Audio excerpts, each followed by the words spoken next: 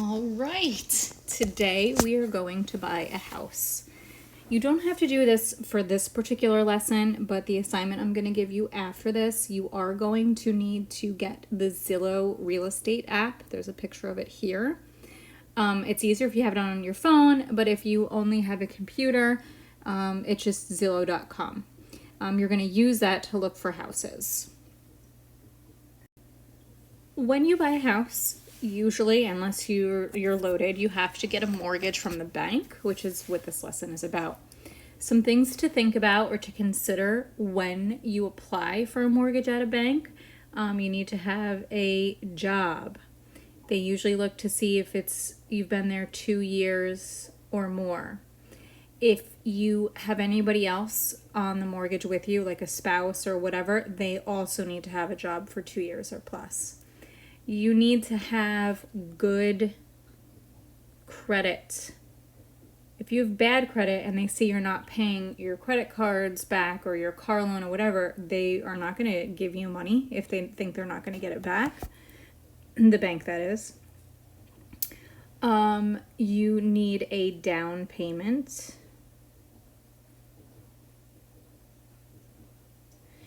Traditionally, you hear people say, oh, you have to put 20% down. I mean, that's ideal. It would make your life easier, but that's just really unrealistic. That's a huge amount of money for any kind of house, really. I mean, if you're buying a house that's $100,000, which I don't even know if you can find one that cheap, but that means you'd have to put $20,000 down. That's just crazy to me. A lot of loans you can get with putting down 3.5% down. So if you buy a house for $100,000, $3,500 would be your down payment, which makes a little bit more sense. Okay, I want to take you through the Zillow app. You don't need it for this particular lesson. You might want to look up the house I'm going to show you, but you are going to need it for the assignment after this lesson. So once you go into the app, you're going to search, and you can search by zip code or town. Notice I put in Kingston's zip code because I'm looking, in Kingston, and then you're going to hit search. When you do that, you're going to get something that looks like this. This is not how many people in each town have the coronavirus. Even if you've seen those maps, it looks just like that. Every little red dot is where there's a house for sale. I find this a little confusing right here. I mean, you can click on each dot and look for things. But if you click list at the top, it will then list them all. You can also modify your search here, by price range, what kind of house. There's lots of different things you can look for, how many bedrooms, how many bathrooms, whatever, and that's up to you. But for now, I'm just searching in Kingston, and that's it. So as you begin to scroll, you'll start to see houses. You can click on them and look at them. I'm going to go with this house right here, only because the first problem that we're buying a house for $220,000. This is close enough. So we're just going to pretend we're buying this nice little house here on North Street. So when you decide on your house, or you can click on it and go in and look at pictures of the house. It'll give you a lot of information too. I mean, it's really kind of cool. You can really see what's going on in the house. And it'll also tell you that if you see here, this is a 7-bedroom, 2-bath. I noticed there's 2 doors on the front. I'm wondering if it's an apartment building. Because 7 bedrooms is a lot. But it's, you can look at it and decide if it's something you want to buy. Another thing you should think about doing, or, look into doing, is finding out interest rates. So obviously the bank needs to make some money on, the house. I just went to Ulster Savings because that's where we got our mortgage from. It's the bank we use.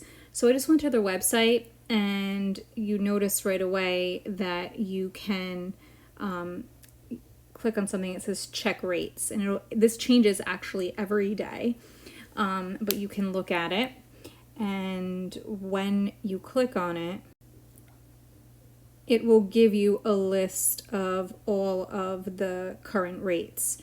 So you don't have to, know what each of these means, but the most popular is the 30-year fixed. So right now the percentage is 4.125%. The one I was talking about on the previous page where you only have to put down 3.5% is this one, which is obviously, look at that, the interest rate is lower. Notice that if the less amount of time you take out, so if you do a 20-year, 15 or 10-year mortgage, the interest rate is lower, which is also a positive there. So just be aware of that. All right, so let's look at how we calculate a mortgage. You see that equation there. It looks pretty crazy. It is not given to you on the Regents, but whenever I've seen this on the Regents, they give you the formula right in the question. Little bonus question here. I told you that about one other formula. Which one is it? Send me a little private chat there. So the M stands for the monthly payment. The P stands for the principal amount or the amount that you're going to borrow. The R is the interest rate in decimal form.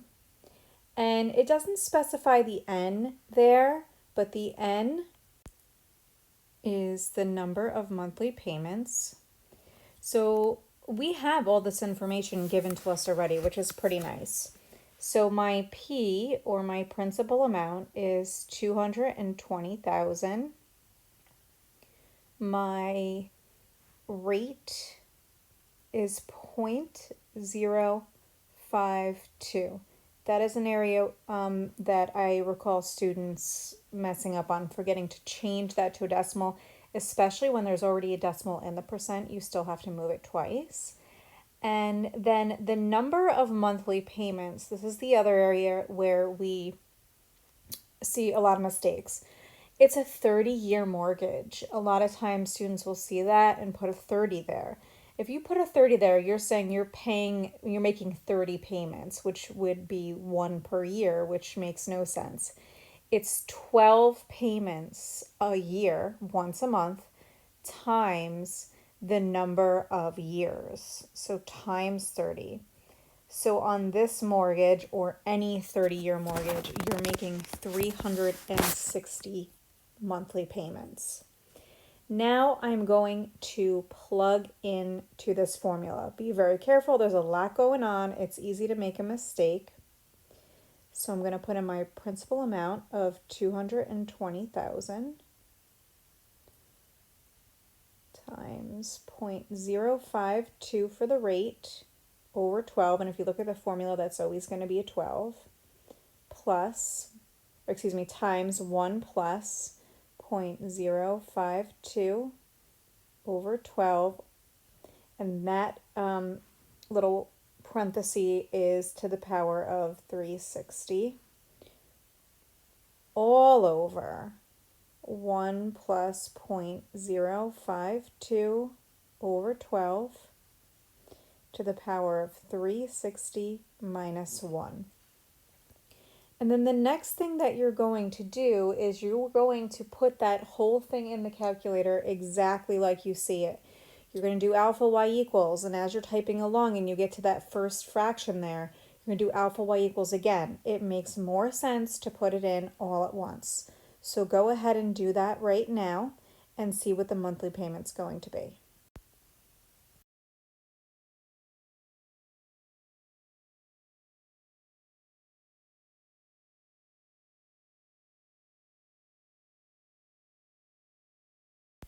Okay, if you're not done putting it in your calculator, hit pause just so you can do it. The answer that I got is $1,208.04. It doesn't tell me where to round to, but whenever we're dealing with money, you automatically round to the second decimal place. Now, if you are running on your old notes, this question's different. I changed a few things. You decide that you might be able to afford a little more than that per month, so you decide to look at a 15-year mortgage. What would those payments look like? So everything is the same except for your N. you're going to do a 15-year mortgage. So 15 times 12, and that's going to be 180 payments. That's half the payments. So you're going to plug in everything else exactly the same. So my principal amount, my rate is the same.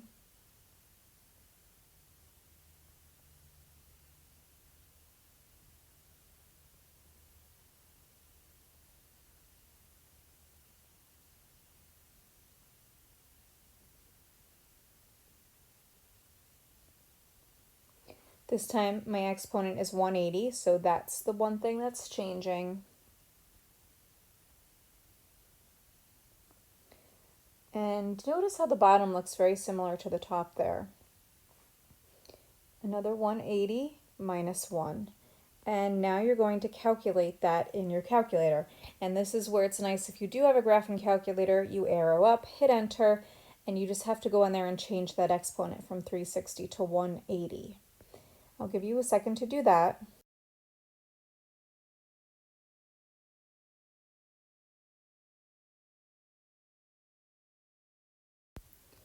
And the answer that I got is $1,762.72. Now, why is that number bigger? You put in a smaller exponent there. In a 15-year mortgage, you have less payments, but you still have to pay off the same price, the $220,000. So your payments are going to be larger because you have a less amount of time to pay it off.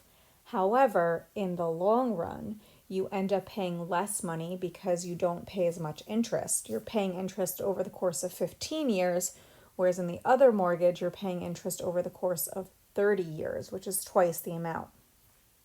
Okay, you have found the house of your dreams for $330,000.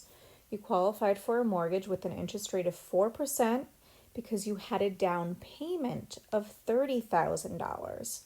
If you go with a 30-year mortgage, determine your monthly payment. So what is different on this one is your principal amount. The amount of the house is $330,000, but you have money for a down payment, which you should anyway. So the amount that you're going to borrow is a little less than the cost of the house. Your rate is going to be 0.04. I'm moving the decimal twice, no matter what. And my N is 12 monthly payments times 30 years, which is 360. And now you're going to plug into formula. I'm going to have you pause it and do it on your own. That way you can get used to plugging it in on your own and then come back here and see if it matches what I got. Okay, so check to see that your principal is correct. Common mistake, people put in $330,000. I have my decimal 0.04 in the correct spots, and I also have my N of 360 in the correct spot.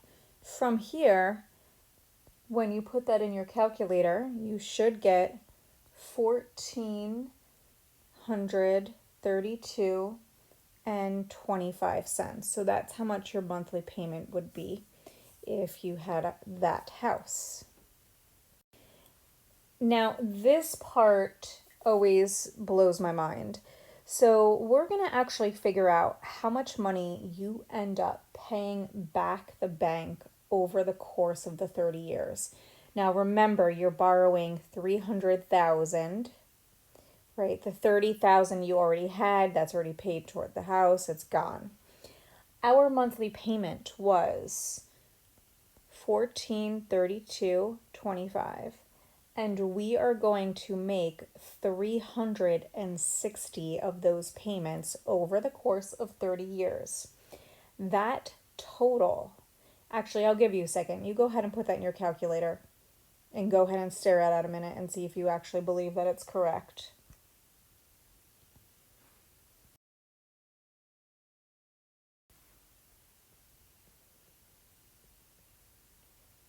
You should have gotten $515,610. you are paying back $215,000. So when I subtract away that amount, that's where I'm getting that $215,000, 610. It's just crazy to me. It's insane. Now, if you wanted to see how much you would, pay back over 15 years, you'd have to figure out that monthly amount, which would be different. But that's just a little motivation to put a larger down payment down.